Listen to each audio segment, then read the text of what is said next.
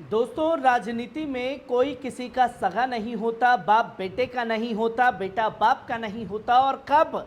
दोनों घात लगा करके एक दूसरे को ठिकाने लगाने का काम कर देते हैं, इसका अंदाजा भी नहीं लग पाता। और ठीक यही हो रहा है अभी भारतीय जनता पार्टी और आरएसएस के बीच में, जहां भारतीय जनता पार्टी के अध्यक्ष जेपी नड्डा ने साफ तौर पर कहा है कि कोई ज़माना होगा जब हमें ज़रूरत पड़ी थी आरएसएस की, पर अब हम खुद अपने आप में सक्षम हैं, हमें किसी के साथ की ज़रूरत नहीं है। जहां ये राजनीतिक बयान जो है भूचाल मचा चुका है और साफ तौर पर अब ये ऐलान होने लगा है भरे मंचों से कि 2024 का चुनाव भारतीय जनता पार्टी जीतती है तो आरएसएस पर बैन लगाने की तैयारियों में लगेगी,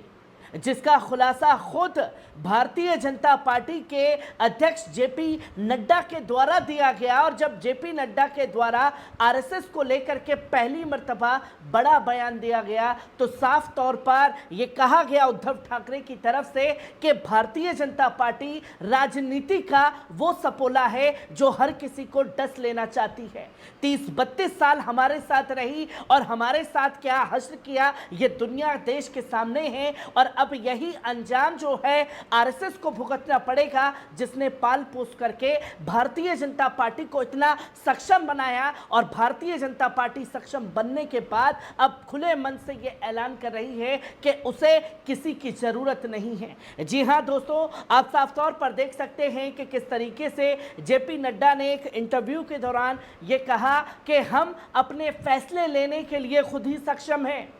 हमें किसी की जरूरत नहीं है। जहां इसके मायने कई सारे निकाले जा रहे हैं और ये कहा गया कि चाहे काशी का फैसला हो, चाहे और मथुरा का फैसला हो, उसमें खुद हम अपने फैसले ले रहे हैं, क्योंकि बीच में कुछ लोगों ने इधर उधर की बात करना शुरू कर दिया था। पर भारतीय जनता पार्टी अपने लक्ष्य के ऊपर बनी रही, उसने इधर उधर की बातें नहीं की। अब इधर उधर की बातों के चक्कर में अब ये तस्वीर सामने आई है और अंदरूनी कला आरएसएस बीजेपी की खुलकर लोगों के सामने आ गई है। जहां जेपी नड्डा ने यह दावा किया कि राष्ट्रीय अध्यक्ष ने कहा कि दरअसल एक इंटरव्यू में नड्डा ने कहा कि भाजपा जब एक छोटी पार्टी थी, मजबूती के लिए हमें आरएसएस की ज़रूरत पड़ी थी, लेकिन अब भाजपा सक्षम है और हमें आरएसएस की ज़रूरत नहीं है। इसी बयान का जिक्र करते हुए उन्होंने कहा कि संघ के कार्यकर्ताओं के लिए बड़ा खतरा है, क्योंकि भाजपा सत्ता में आने पर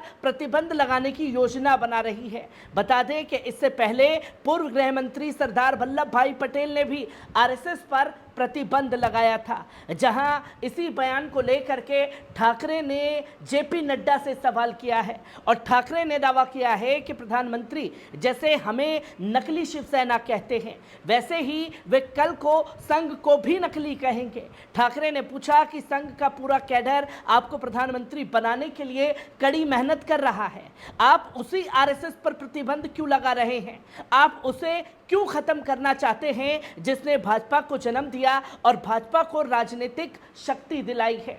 और अगर दोस्तों राष्ट्रीय स्वयंसेवक संघ भारतीय जनता पार्टी को खुला समर्थन नहीं करती, भारतीय जनता पार्टी के अंदर संघ के नेता शामिल नहीं होते, तो भारतीय जनता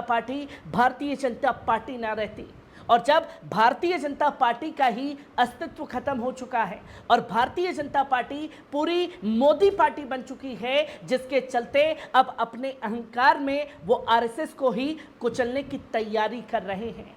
जहां ये तय हो चुका है कि 2024 के बाद